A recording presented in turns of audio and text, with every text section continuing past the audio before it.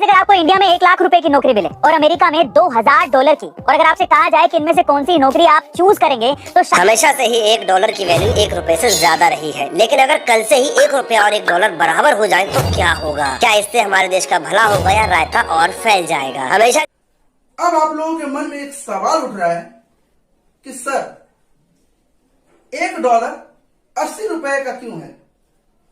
$1 ₹40 का क्यों नहीं हो जाता है? आज $1 ₹80 का तब है जब आरबीआई के गोल्ड रिजर्व में 6,12,000 किलो गोल्ड रिजर्व में, जिसे हमने यूएस के फेडरल रिजर्व बैंक में रखा है, इंग्लैंड के जो सेंट्रल बैंक है उसमें रखा है, या फिर अपने देश के RBI reserve bank of India उसमें रखा है, तब जाकर $1 ₹80 की है। $1 80 से $1 40 तब होगी यदि आरबीआई के गोल्ड रिजर्व में जो आज 6,12,000 किलो गोल्ड रिजर्व है वो एकाएक 12,24,000 किलो हो जाए, और सरकार के पास जो विदेशी मुद्रा भंडार है $605 बिलियन का, वो एकाएक बढ़कर $1,210 बिलियन हो जाए, तो आज और अभी $1 80 से $1 40 की हो जाएगी।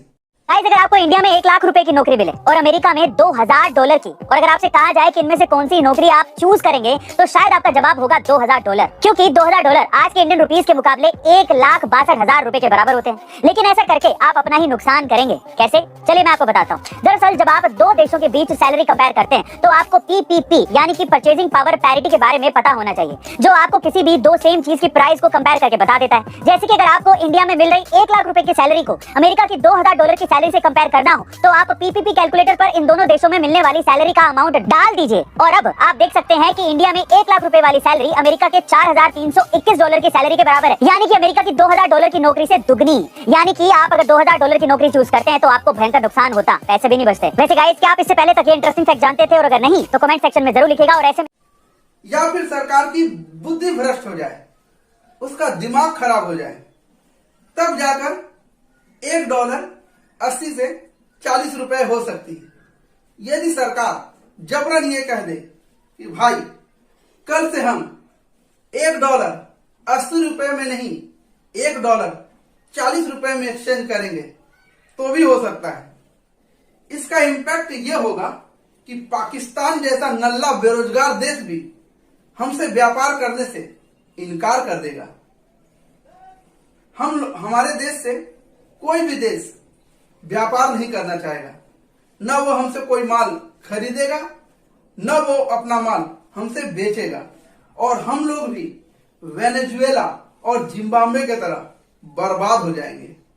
हमेशा से ही $1 की वैल्यू $1 से ज्यादा रही है, लेकिन अगर कल से ही $1 और $1 बराबर हो जाए तो क्या होगा? क्या इससे हमारे देश का भला होगा या रायता और फैल जाएगा? हमेशा की तरह आपको अपनी वीडियो से कुछ जबरदस्त चीज सिखाएंगे, इसीलिए हमारे चैनल को फॉलो और सब्सक्राइब कर लीजिएगा। रुपए को डॉलर के बराबर होते ही विदेशों में आपकी छुट्टियां मनाना बहुत ज्यादा सस्ता हो जाएगा, क्योंकि आज तक आप बाहर जाने पर डॉलर्स में खर्चा करते थे और अब रुपयों में किया करेंगे। पेट्रोल और डीजल भी सस्ता हो जाएगा, क्योंकि इनके पैसे हम डॉलर्स में ही पे करते हैं। इम्पोर्टेड आइटम्स जैसे कि आईफोन और घड़ियां मंगाना सस्ता हो जाएगा। अब ये सुनकर आपको अच्छा लग रहा होगा, लेकिन अब फैलेगा असली रायता। डॉलर की वैल्यू रुपए के बराबर होते ही बाहर की कंपनियां इंडिया में इन्वेस्ट करना बंद कर देंगी, जिसकी वजह से इंडिया का डेवलपमेंट स्लो हो जाएगा, और जिन्होंने ऑलरेडी इन्वेस्टमेंट कर रखा है वह अपना इन्वेस्टमेंट पीछे खींच लेंगी, जिसकी वजह से लाखों लोगों की नौकरी चली जाएगी और अनएम्प्लॉयमेंट हद से ज्यादा बढ़ जाएगा, और फिर बढ़ेगी महंगाई। तो भाई साहब, रुपया और डॉलर एकदम से बराबर ना हो तो ही हम लोगों के लिए अच्छा है। आप इंडिया में ही नौकरी करना चाहते हैं या इंडिया के बाहर जाकर कमेंट्स में बताइए।